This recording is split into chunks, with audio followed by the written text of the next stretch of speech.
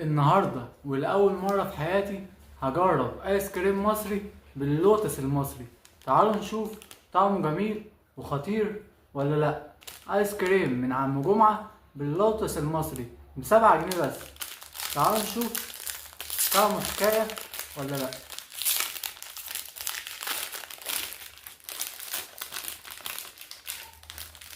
ده كده شكل الآيس كريم من جوه. هندوق بقى الطعم ونشوف.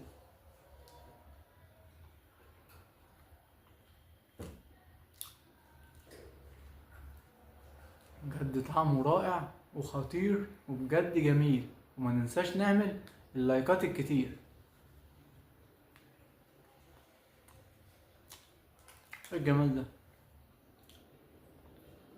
بجد ايس كريم بكل تفاصيله حكاية حكاية، ولازم تجربوه بجد.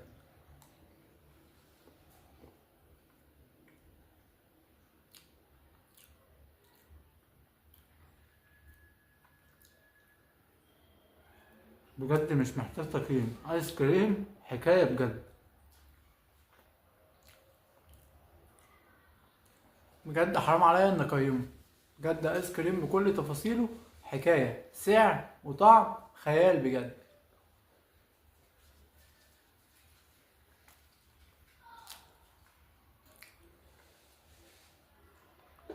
سلام بجد على الجمال.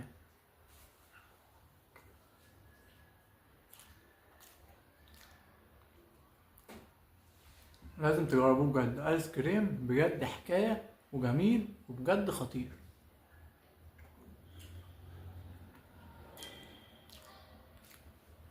يعني ب7 جنيه بس ناكل ايس كريم زي ده، بجد يستحق كل الدعم والتقدير. شركة فرايدي من عم جمعة.